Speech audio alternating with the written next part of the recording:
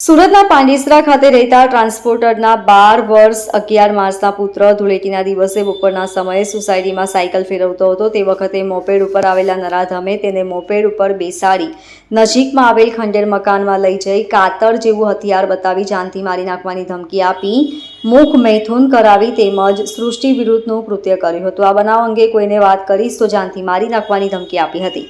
આ બનાવ અંગે પોલીસે ટ્રાન્સપોર્ટરની ફરિયાદ લઈ ગુનો દાખલ કરી આરોપી અમિત પાંડેને ઝડપી પાડવામાં આવ્યો છે।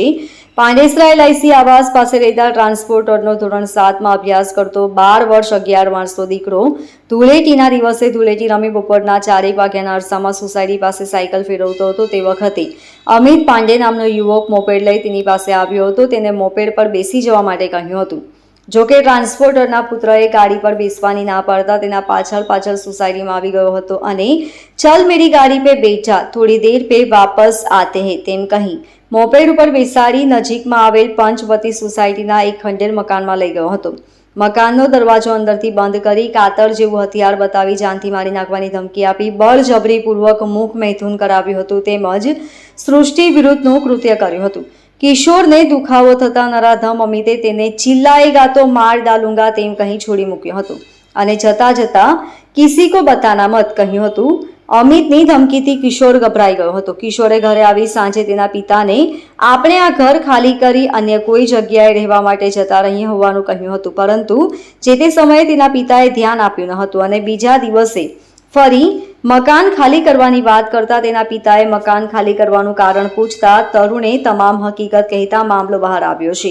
બનાવ અંગે પોલીસે અમિત પાંડે સામે ગુનો દાખલ કરી ઝડપી પાડવામાં આવ્યો છે।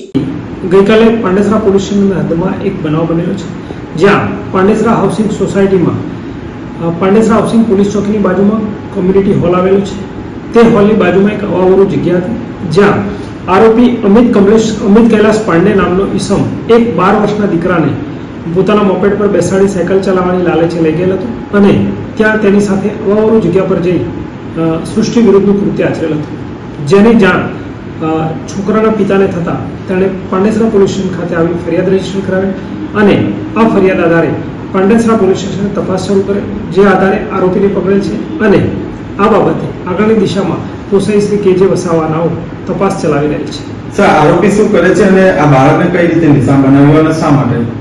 જી, આરોપી પોતે પોતાનો કોઈ ચોક્કસ વ્યવસાય કે ધંધો કે એજ્યુકેશન નથી કરતો પરંતુ ફરતો ફરે છે તેવું પોતે અત્યારે હાલ જણાવે છે અને બાળક પોતે સાયકલ ચલાવવાની લાલચ હોય અથવા સાયકલ ચલાવવા આપવાનો હોય તેવી લાલચ આપીને પોતાના મોપેડ પર બેસાડીને બાળકને અવાવરું જગ્યાએ લઈ જઈને તેને બદકર્મ આચરેલ છે।